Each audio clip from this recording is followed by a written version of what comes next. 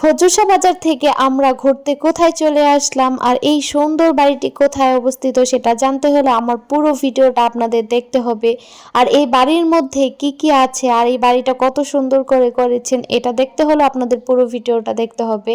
তো চলেন আমার ভিডিওটা শুরু করা যাক। হ্যালো এভরিওয়ান, আসসালামু আলাইকুম। তো আজকে বিকেলে আমরা ঘুরতে বের হয়েছিলাম। তো ঘুরতে ঘুরতে বলতে কি আমরা বের হয়েছিলাম আরিয়লের উদ্দেশ্যে, যে আরিয়ল বাজারে যাব। তো আরিয়ল বাজারে এসে একটু আরিয়লের মাদ্রাসা থেকে একটু আগানোর পরে আমরা এই সুন্দর বাড়িটি দেখতে পাই। তো এই সুন্দর বাড়িটি দেখার পর আমরা এই সুন্দর বাড়িতে ঢুকি। যদিও এই সুন্দর বাড়িতে ঢোকাটা এলাও না, ওনারা নিষেধ করে রেখেছেন। এই বাড়িতে দেখাশোনা করার জন্য অনেকগুলা লোক রাখছে। তো ওনারাই আমাদেরকে বলছে এই বাড়িতে ঢুকে দেখার জন্য, কিছু বলে নাই। কিন্তু আবার ওনারাই পরে বলছে যে এই বাড়িতে ঢুকতে নিষেধ করে দিয়েছে এই বাড়ির মালিক। তো তারপরও আমাদের বলছে, তো সেই সুবাদে আমরা এই বাড়ির মধ্যে ঢুকছি। তো ঢোকার পরে এখন আমি বাড়ির পিছনের সাইডে চলে যাচ্ছি। বাড়ির সামনের সাইড আপনাদেরকে অন্য ভিডিওতে দেখাবো। পিছনের সাইডে অনেক ধরনের গাছ লাগাইছে, এই জন্য আমি আপনাদেরকে এটাই প্রথম দেখাচ্ছি।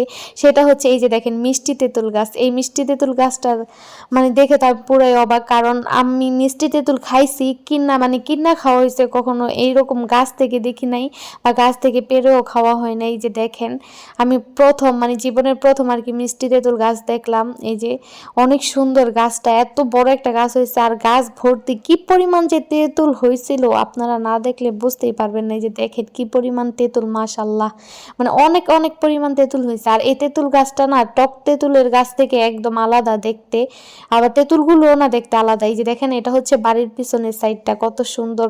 উনি কত কোটি টাকা জানি খরচ করে এই বাড়িটা করছে। ওইখানে যারা পাহারাদার ছিল তারা বলছিল, কিন্তু আমার মনে নেই, আমি সঠিকভাবে মনে করতে পারতেছি না। কিন্তু এতটুক মনে আছে যে এখনো নাকি এই বাড়ির মধ্যে 2 কোটি টাকার কাজ বাকি রয়ে গেছে।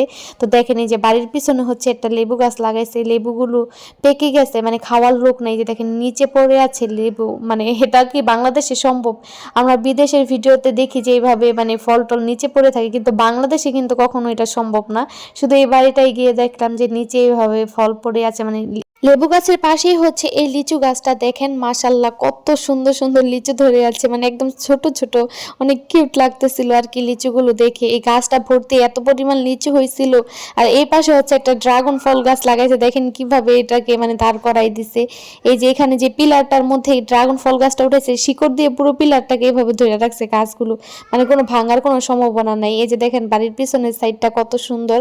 অনেক অনেক অনেক টাকা খরচ করে এই বাড়িটা উঠাইছে এখানে। আবার অনেকগুলা লোক রাখছে এই বাড়িটা দেখাশোনা করার জন্য। তো আপনারা যখন আমি সামনের ভিডিওটা দিব বাড়ির, তখনই দেখতে পারবেন যে কত বড় একটা চুলা ওইখানে ওনারা রান্না বান্না করে খায় ওই চুলার মধ্যে।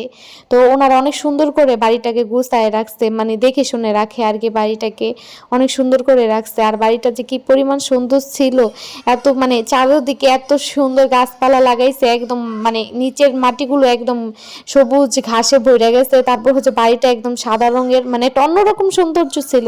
এই যে এই পাশে একটা কাগজি লেবু গাছ ছিল, এই যে ছোট ছোট লেবু, এই লেবুগুলোর কিন্তু অনেক বেশি ঘ্রাণ। তো ওনারা কি জন্য ঢুকতে দেয় না, যারা পাহারা দেয় ওনারা ঢুকতে দেয় না, বলে ওনার মানুষ যে আসে ঘুরতে ঘুরতে এসে ওনাদের থেকে